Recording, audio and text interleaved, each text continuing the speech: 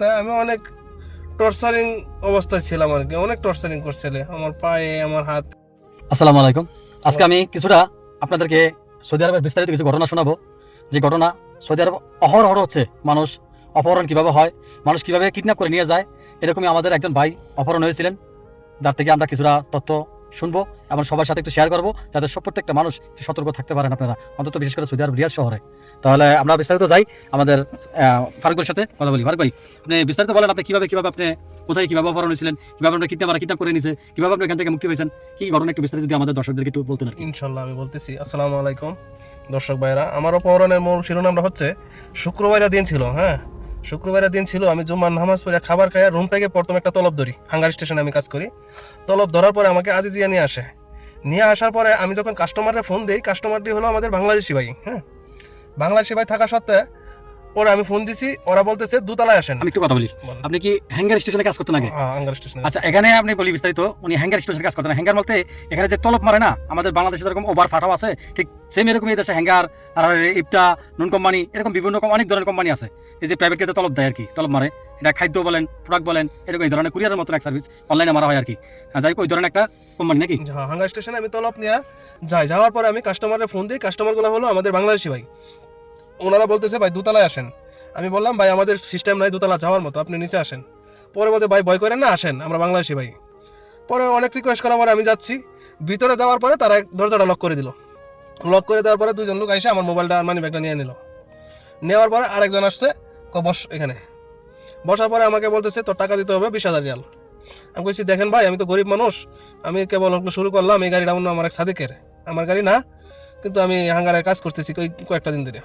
আমি টাকা দিব কোত্থেকে, আমি নতুন আইছি সৌদি আরব। না, অনেক রিকোয়েস্ট করার পরে আমার হাত পিছন দিয়ে বেঁধে ফেললো, আমার মুখ দিয়া শুধু কষ্টিপের মতো মারিয়ে দিল, কোনো কথা বলার অপশন নাই। পরে বলতে তোর সৌদি আরব কে আছে? আমি বলি আমার কেউ নাই। অনেক টর্চারিং করছে আমার, অনেক টর্চারিংয়ের পরে পরে আমার দুইটা সাদিক ছিল ওলাইয়াতে, ওদেরকে ফোন দিলাম, ভাই এই ঘটনা, আমার ডয়ারে দেখেন টাকা আছে কিছু, আর আপনারা মিলে এইভাবে অমুক এই নাম্বারে টাকাগুলো সেন্ড করেন। বাদে তারাই একটা আমার সিলিং ছিল, এই সিলিংয়ের দোকান থেকে তারাই টাকাগুলো এভাবে সেন্ড করে দিয়েছে বাংলাদেশের লোকের কাছে। পরে আমি যখন বাংলাদেশে ট্রান্সফার করছেন নাকি? এখানে বাংলাদেশে পাঠাইছে টাকা বিকাশে। আচ্ছা, পরে আমার মালিক ছিল, আমার মালিককে আমি পরে জানাইলাম বিস্তারিত। জানানোর পর আজিজিয়া থানার ভিতরে আমি একটা মামলা করি আমার অপহরণের। মামলা করার পরে থানার পুলিশ যাই। থানার পুলিশ তারা রাখছিল আমাকে, তারা থানার পুলিশ করে, কিন্তু তাদের সঠিক কোনো আকামা প্লাস কোনো ডকুমেন্ট দিয়ে তারা ভাড়া নেই নাই বাড়িটা আর কি। হ্যাঁ, মানে সঠিক কোনো সিদ্ধান্ত এখানে হয় নাই। না হওয়ার কারণে লাস্টে আমি এখন পর্যন্ত মামলা অবস্থা চলমান। আমার মামলায় 2টা আসামি ধরা পড়েছে। আমি এবার গেছিলাম, আমাকে থানায় ডাকছিল। যাওয়ার পর 2টা আসামি ধরছে। আমি কিছু আরো 4 জন বাকি আছে। নামগুলো কি জানেন? না, আমি নাম 2জনের নাম জানি। একজনের নাম রাফি, আর একজনের নাম আর কি খেয়াল নাই আমার। বাড়ি কোন জায়গায় বলতে পারেন?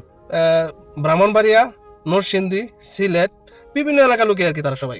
ঠিক আছে, এই অবস্থা। তো যাই হোক, আলহামদুলিল্লাহ এখন একটু ভালো আছি। কিন্তু আমার কুরবানি ঈদের আগের সপ্তাহে আমার এই ঘটনাটা ঘটছে।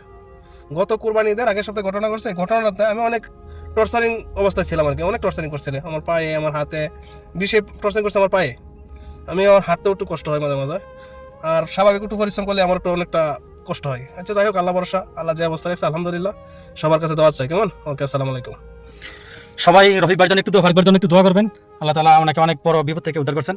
আর ভিডিওটা বেশি করে শেয়ার করে দিবেন, যাতে এই ধরনের মানুষ থেকে আমরা একটু সচেতনে চলতে পারি, সচেতন থাকতে পারি।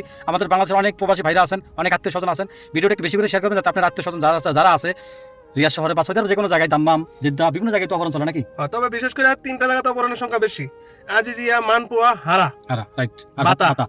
এই 4টা জায়গায় সবাই সতর্ক হয়ে কাজ করেন, যারা আমাদের মতো হাঙ্গার স্টেশন কোন, কিতা কোন, জায়েজ কোন, নুন কোন, আমাজন কোন, যারা মোটরসাইকেলে করেন, মোটরসাইকেল ওলা ভাইয়েরা 100% সতর্ক সহিত কাজগুলো করেন।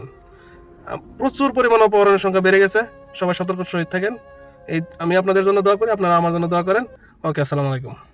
ভিডিও একটু বেশি বেশি শেয়ার করে দেবেন প্লিজ। ভালো থাকবেন সবাই, সুস্থ থাকবেন। আসসালামু আলাইকুম রহমতুল্লাহ।